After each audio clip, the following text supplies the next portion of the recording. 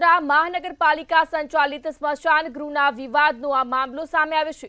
સમાચાર વડોદરાથી સામે આવી રહ્યા છે, જ્યાં મનપા સંચાલિત સ્મશાન ગૃહનો વિવાદ સામે આવ્યો।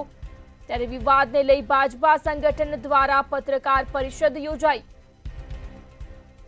નિઃશુલ્ક સેવાઓને કાર્યરત રાખવાનો બેઠકમાં નિર્ણય કરવામાં આવ્યો।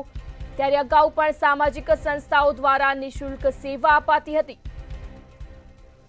ત્યારે પાલિકા દ્વારા 31 સ્મશાનની કામગીરી માટે ટેન્ડર બહાર પાડવામાં આવ્યું હતું।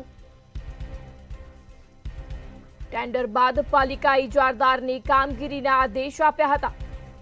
સ્મશાન ગૃહોની કામગીરી અંગે માંજલપુર ધારાસભ્ય દ્વારા પત્ર લખવામાં આવ્યો હતો। ત્યારે પાલિકા કમિશનરને પત્ર લખીને ફેરવિચારણા કરવા કહ્યું હતું।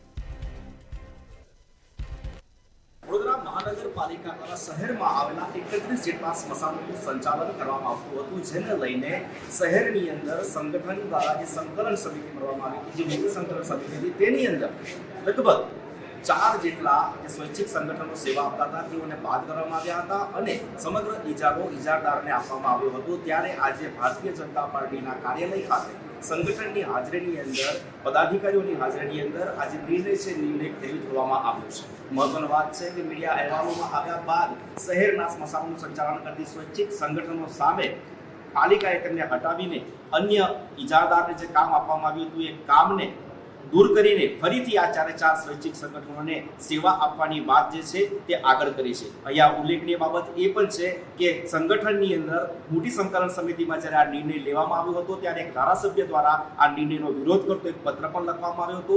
પત્ર સોશિયલ મીડિયામાં વાયરલ થયા બાદ ફરીથી સંગઠને પુનઃ વિચારણા કરીને ધારાસભ્યના અહંકારને સંતોષવા માટે જ ક્યાંક ને ક્યાંક આ 4 સંસ્થાઓને ફરીથી નિઃશુલ્ક રીતે જે સેવા આપે છે સેવાને કાર્યરત કરવાનું જણાવવામાં આવ્યું છે। અલબત્ત સમગ્ર મામલે ચોક્કસથી કહી શકાય કે પાલિકાના પદાધિકારીઓ અને ભારતીય જનતા પાર્ટીના સંગઠન વચ્ચે હજી પણ સંકલનનો મેળમેળ નથી અને ક્યાંક ને ક્યાંક જૂથ સામે આવી રહ્યું હોય તેવું પ્રતીત થઈ રહ્યું છે। કેમેરા પર્સન કેતન સિંધે સાથે તુષાર પટેલ, મંતવ્ય ન્યૂઝ, વડોદરા।